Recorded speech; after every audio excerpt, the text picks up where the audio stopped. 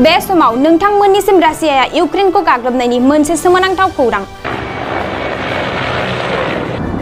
इउक्रेनआ रासियाखौ फिननाय होदों। बे बाराव रासियाया नङा, इउक्रेनासो रासियाखौ गाग्लोबदों। इउक्रेनआ रासियानि सिथ्लायाव आगान होनानै रासियाखौ गाग्लोबदों। गोबाव सम रासियाया इउक्रेनखौ गाग्लोबबाय थानायनि उनाव इउक्रेनआ रासियाखौ गिबि खेबनि थाखाय गाग्लोबफिनदों। इउक्रेननि गंनै हेलिकप्टारआ रासियायाव हाबनानै रासियानि मोनसे गेदेर नोगोर बेलगरआव थानाय गिदिरथार थावनि गुदामाव थाद'नाय गैयै गुलि गावनानै गाग्लोबदों।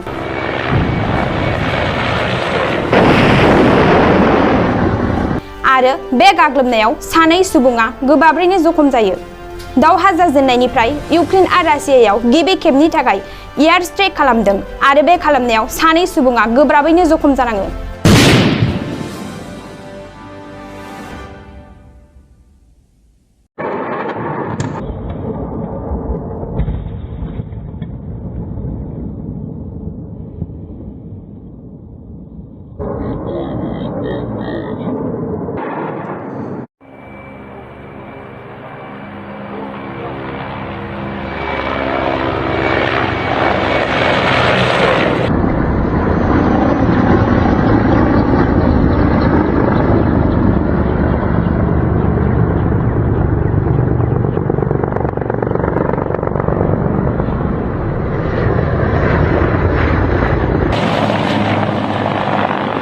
बाक्सा सालबारि मुखुमानि सिङाव थानाय रायजो राजा सुबुंफोरनि थाखाय मोनसे गोजोनथाव खौरां।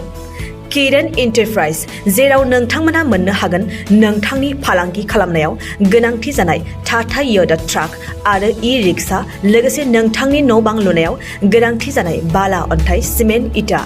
बाक्सा जिल्ला सालबारि मुखुमानि सालबारि भबानिपुर लामायाव थानाय बे किरण एन्टारप्राइजआव नोंथांनि थांना थानायनि जिउआव गोनांथि जानाय टाटा य'दा ट्राक, ई-रिक्शा आरो बाला, अन्थाइ, सिमेन्ट, इटाफोरखौ गोरलैयैनो मोननो हागोन।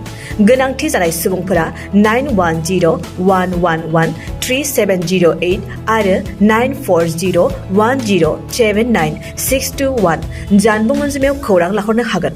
गोग्गो आदार जाग्रा सुबुंफोरनिसिम मोनसे गोजोनथाव खौरां। उदालगुरि जिल्लानि सिङाव थानाय मावरिया गामियाव मनाटिसा गावसुंथा हान्जानि सोद्रोमा हांमा ब्रह्म बिथाङा आसाम स्टेट रुरेल लाइभलिहुड मिशननि गेजेरजों खानस्रि हासार आरो गोबोर हासारजों दिहुनजानाय अर्गेनिक मैगं थाइगंनि गला बेखेवनाय जाबाय।